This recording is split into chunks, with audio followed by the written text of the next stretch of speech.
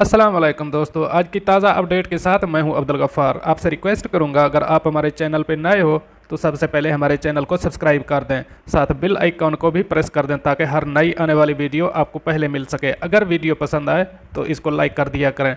अब चलते हैं आज की ताज़ा तरीन अपडेट की तरफ। होटल्स और प्रवासों की तैयारी। अब इस खबर की तफसील।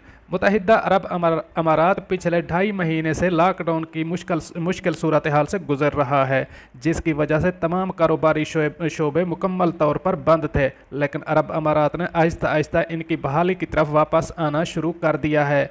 जैसा कि पिछली खबर में बताया था कि जून के शुरू और 15 जून तक तमाम कारोबार अपनी पहली शक्ल में वापस आ जाएंगे।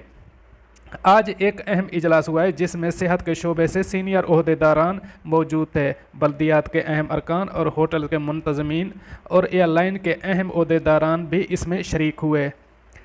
जब से वायरस शुरू हुआ है तब से ये ऑनलाइन मीटिंग्स होती हैं और इनको वर्चुअल मीटिंग्स कहा जाता है। ये भी एक वीडियो लिंक से वर्चुअल मीटिंग थी, जिसमें होटल मालिकान से पूछा गया कि क्या आप विजिटर्स को एकोमोडेट करने के लिए तैयार हैं, क्योंकि अभी तक वायरस ख़त्म नहीं हुआ है और हम नहीं चाहते कि कोई भी सयाह इस बीमारी से यहाँ आकर मुब्तला हो जाए। जिसके जवाब में तमाम होटल मालिकान ने इस बात की मुकम्मल यकीन दहानी कराई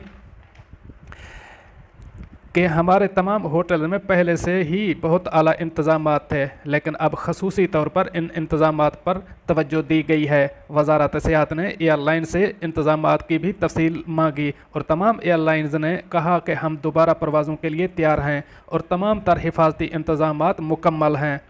ये तो वाज़ेह हो चुका है कि होटल्स जो बहुत ज़बूं हाली का शिकार थे अब खुलने के लिए तैयार हैं।